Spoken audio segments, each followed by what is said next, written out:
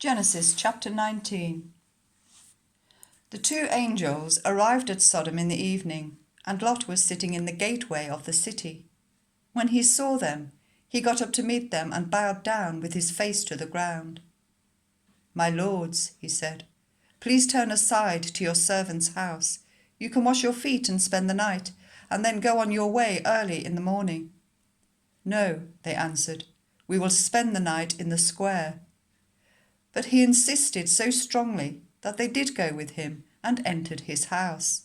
He prepared a meal for them, baking bread without yeast, and they ate. Before they had gone to bed, all the men from every part of the city of Sodom, both young and old, surrounded the house. They called to Lot, "Where are the men who came to you tonight? Bring them out to us so that we can have sex with them." Lot went outside to meet them and shut the door behind him and said, "No, my friends, don't do this wicked thing. Look, I have 2 daughters who have never slept with a man. Let me bring them out to you, and you can do what you like with them. But don't do anything to these men, for they have come under the protection of my roof." "Get out of our way," they replied. "This fellow came here as a foreigner, and now he wants to play the judge. We'll treat you worse than them." They kept bringing pressure on Lot and moved forward to break down the door. But the men inside reached out and pulled Lot back into the house and shut the door. Then they struck the men who were at the door of the house, young and old, with blindness, so that they could not find the door. The 2 men said to Lot, "Do you have anyone else here, sons-in-law, sons or daughters, or anyone else in the city who belongs to you? Get them out of here, because we are going to destroy this place. The outcry to the Lord against its people is so great that he has sent us to destroy it." So Lot went out and spoke to his sons-in-law, who were pledged to marry his daughters. He said, "Hurry and get out of this place, because the Lord is about to destroy the city." But his sons-in-law thought he was joking. With the coming of dawn, the angels urged Lot, saying, "Hurry, take your wife and your 2 daughters who are here, or you will be swept away when the city is punished." When he hesitated, the men grasped his hand and the hands of his wife and of his 2 daughters and led them safely out of the city, for the Lord was merciful to them. As soon as they had brought them out, one of them said, "Flee for your lives. Don't look back and don't stop anywhere in the plain. Flee to the mountains, or you will be swept away." But Lot said to them, "No, my lords, please.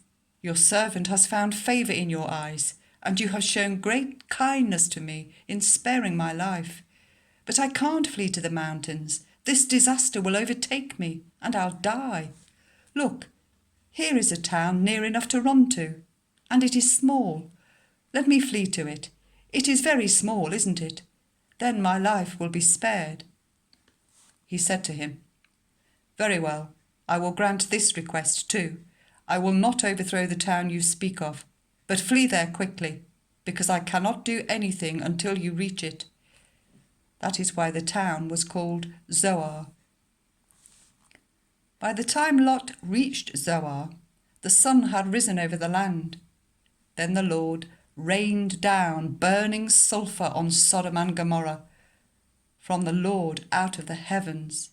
Thus he overthrew those cities and the entire plain, destroying all those living in the cities and also the vegetation in the land. But Lot's wife looked back, and she became a pillar of salt.